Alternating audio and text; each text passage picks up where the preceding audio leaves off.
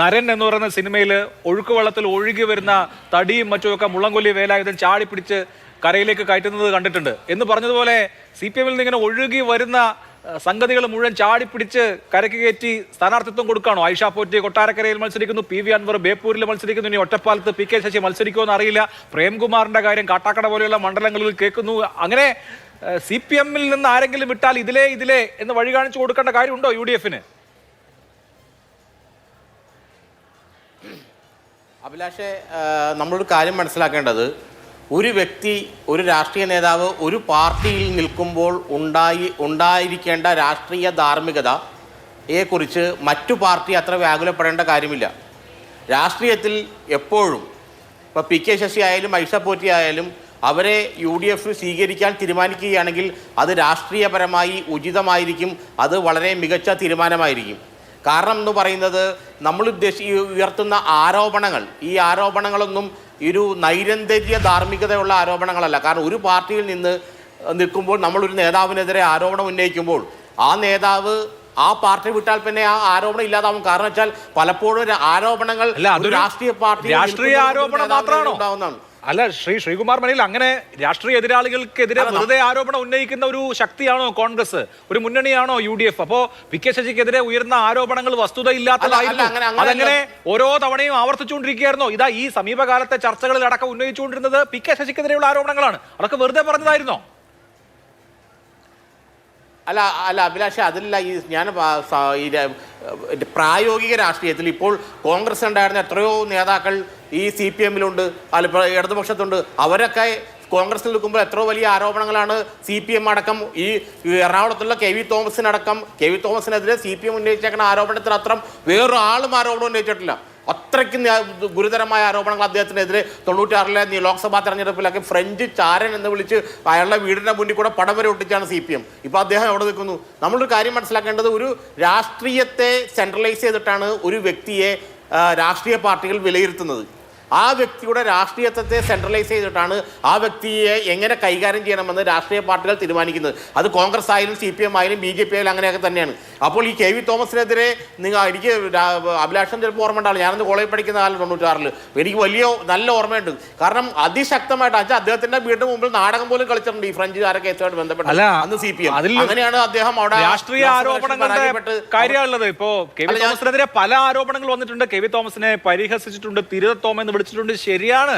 എന്തിന് K. Karunakaran മരിച്ചപ്പോ cinema കാണാൻ പോയി എന്ന് വരെ പറഞ്ഞിട്ടുണ്ട്, മറ്റേ മേരിക്കുണ്ടൊരു കുഞ്ഞാട് എന്ന് പറയുന്ന സിനിമ. പക്ഷേ ഇവിടത്തെ പ്രശ്നം എന്താ? ഇവിടെ PK ശശിക്കെതിരെയുള്ള ആരോപണം ആ തരത്തിലുള്ള രാഷ്ട്രീയ ആരോപണത്തിന്റെ ഗണത്തിൽപ്പെടുത്താൻ കഴിയുന്നതാണോ? പാലക്കാട് ജില്ലയിലെ തന്നെയുള്ള പാലക്കാട് മണ്ഡലത്തിലെ കോൺഗ്രസിന്റെ സിറ്റിംഗ് MLA കോൺഗ്രസ് എന്തുകൊണ്ടാ മത്സരിപ്പിക്കാത്തത്? രാഹുൽ മാങ്കൂട്ടത്തിനെ മത്സരിപ്പിക്കാത്തത് എന്തുകൊണ്ടാ? എന്റെ ബോധ്യത്തിന്റെ അടിസ്ഥാനത്തിൽ, ഞങ്ങളുടെ ബോധ്യത്തിന്റെ അടിസ്ഥാനത്തിലാണ് VD സതീശൻ പറഞ്ഞത്. ആ ബോധ്യം രാഹുലിന്റെ കാര്യത്തിലുണ്ട്, ശശിയുടെ കാര്യത്തിൽ എന്താ ഇല്ലാത്തത്? അഭിലാഷ്, അത് നിങ്ങൾ അഭിലാഷ് നിങ്ങളൊരു കാര്യം മനസ്സിലാക്കുക. രാഹുൽ മാങ്കൂട്ടത്തിനെതിരെ നടപടിയെടുക്കാനുള്ള അവകാശം രാഹുൽ മാങ്കൂട്ടത്തിന്റെ പാർട്ടിക്കുണ്ട്. PK ശശിക്കെതിരെ ആ വിഷയത്തിൽ നടപടിയെടുക്കാനുള്ള അവകാശം PK ശശിയുടെ പാർട്ടിക്കായിരുന്നു. ആ അവകാശം ഉപയോഗപ്പെടുത്തിയില്ല. അല്ല, അവര് നടപടിയെടുത്തു, മത്സരത്തിൽ നിന്ന് മാറ്റി നിർത്തുകയും ചെയ്തു. അതുകൊണ്ടാണല്ലോ അദ്ദേഹം കഴിഞ്ഞ തവണ മത്സരിക്കാതിരുന്നത്. അവര് നടപടിയെടുത്ത് മാറ്റി നിർത്തിയതിനു ശേഷമാണ് അന്വേഷണ റിപ്പോർട്ട് വന്നത്. അതിനുശേഷവും അവരെ ഞാൻ പറയുന്നത് സിറ്റിംഗ് സീറ്റിൽ മത്സരിപ്പിച്ചില്ലല്ലോ, മാറ്റി. അതുപോലെ ഇത്തവണ രാഹുൽ മാങ്കൂട്ടത്തെ കോൺഗ്രസ് മാറ്റി. ആ സമാനമായ സാഹചര്യം അവിടെ നിൽക്കുമ്പോൾ എങ്ങനെയാണ് രാഹുലിനെ മാറ്റി നിർത്തിയിട്ട് കോൺഗ്രസ് ശശിയെ മത്സരിപ്പിക്കുക? അല്ലല്ല, ചോദ്യത്തിന്റെ ഉത്തരം പൂർണ്ണമാകും മാത്രം. നമ്മൾ ഈ മറുപടി പറയുമ്പോൾ ആദ്യത്തെ വരിയിൽ കൃത്യമായി മറുപടി പറയാൻ പറ്റില്ല, അവസാനത്തെ വരിയിൽ മറുപടി പറയാം. അതാണ് ഈ ചോദ്യത്തിന്റെ ഉത്തരത്തിന്റെ ഒരു അർത്ഥം എന്ന് പറയുന്നത്. അതുകൊണ്ടാണ് ഞാൻ പറയുന്നത് മറുപടി പൂർണ്ണമാവട്ടെ എന്ന് പറയുന്നത്. രാഹുൽ മാങ്കൂട്ടത്തിനെതിരെ കിട്ടിയ പരാതി KPCC പ്രസിഡന്റ് ആർക്കാണ് കൊടുത്തത്? പോലീസിനാണ് കൊടുത്തത്. മനസ്സിലായോ? PK ശശിക്കെതിരെ വരുന്ന പരാതി CPM ആർക്കാണ് കൊടുത്തത്? പാർട്ടി കമ്മിറ്റിയിൽ അല്ലെങ്കിൽ പാർട്ടി കോടതിയിൽ. എന്തുകൊണ്ടാണ് പാർട്ടി കോടതിയിൽ വെച്ചത്? കാരണം അവർക്കറിയാം, അല്ലെങ്കിൽ CPM-ന്റെ ഉള്ളിൽ PK ശശിയെ അങ്ങനെ ശിക്ഷിക്കേണ്ടെന്ന് അവർക്ക് തോന്നിക്കാണും. അല്ലെങ്കിൽ ഇതൊരു രാഷ്ട്രീയ പ്രേരിതമായ ആരോപണമായേക്കാമെന്ന്, അല്ലെങ്കിൽ പാർട്ടി വിഭാഗീയതയുടെ ഭാഗമായി ഉണ്ടാകുന്ന ആരോപണമായേക്കാമെന്ന് അവർക്ക് തോന്നിക്കാണും. ആ തോന്നലുകൾ അങ്ങനെ അവിടെ ഇരിക്കുമ്പോൾ പിന്നെ കോൺഗ്രസിന് എന്താ തലവേദന, അല്ലെങ്കിൽ UDF-ന് എന്താ തലവേദന? PK ശശിയുടെ നല്ല നടപ്പ് കോൺഗ്രസിന്റെ UDF-ന്റെ തലയിലാണോ? അങ്ങനെയൊന്നുമല്ല.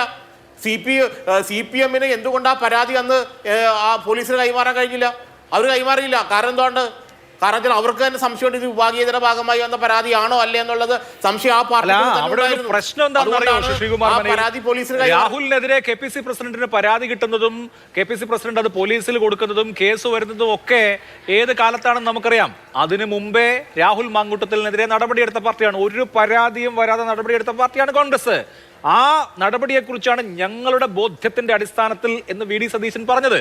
ആ ബോധ്യത്തിന്റെ അടിസ്ഥാനത്തിൽ നിലപാടെടുക്കാൻ ആർജവമുള്ള കോൺഗ്രസ് പാർട്ടി സമാനമായ ആരോപണം നേരിട്ട മറ്റൊരാളെ അവർ നടപടിക്ക് വിധേയമാക്കി വീണ്ടും മത്സരിക്കാനുള്ള അവസരം കൊടുക്കാതിരുന്നു. അങ്ങനെയൊക്കെയുള്ള പരിസരമുള്ള ഒരാളെ ആക്ഷേപിച്ചുകൊണ്ടിരുന്ന ഒരാളെ ഇപ്പോൾ ആ കാര്യത്തിൽ നിന്ന് അങ്ങ് വിമുക്തനാക്കി വിടുകയാണ്.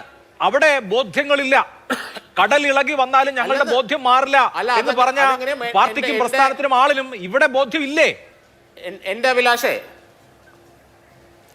അത് നിങ്ങൾക്ക് രാഷ്ട്രീയം മനസ്സിലാകാത്തതുകൊണ്ടാണ്. കാരണം രാഹുൽ മാങ്കൂട്ടത്തിനെ കുറിച്ച് രാഹുൽ മാങ്കൂട്ടത്തിനെ കുറിച്ച് വ്യാകുലപ്പെടേണ്ട പാർട്ടി കോൺഗ്രസ് ആണ്. PK ശശിയുടെ ചെയ്തികളെ കുറിച്ച് കോൺഗ്രസ് വ്യാകുലപ്പെടേണ്ടതില്ല. നാട്ടുകാരുടെ മുമ്പിലല്ലേ പ്രസന്റ് ചെയ്യുന്നത്? ചെയ്ത കാര്യങ്ങളെ കുറിച്ച് എന്തിനാണ്? അല്ല, ഈ PK ശശി സ്ഥാനാർത്ഥിയാണോ, PK ശശി UDF-ലേക്ക് വരും, ഇതെല്ലാം അനുമാനങ്ങൾ മാത്രമാണ്. അനുമാനങ്ങൾ ചർച്ച നടത്തേണ്ട കാര്യമില്ല. പക്ഷേ ഒരു പ്രായോഗികമായ രാഷ്ട്രീയ നിലപാട്, രാഷ്ട്രീയം കൈകാര്യം ചെയ്യേണ്ട രീതി വെച്ച് നോക്കുകയാണെങ്കിൽ CPM-നെ പാലക്കാട് അടിക്കാൻ കിട്ടുന്ന ഏറ്റവും മികച്ച വടി ശശി ആയതുകൊണ്ട് ശശിയെ എങ്ങനെ ഉപയോഗപ്പെടുത്താമെന്ന് കോൺഗ്രസ് നേതൃത്വവും UDF നേതൃത്വവും ചിന്തിച്ചാൽ അവരെ കുറ്റം പറയാൻ കഴിയില്ല എന്നാണ് ഞാൻ പറഞ്ഞത്. ശരി, ഓക്കെ.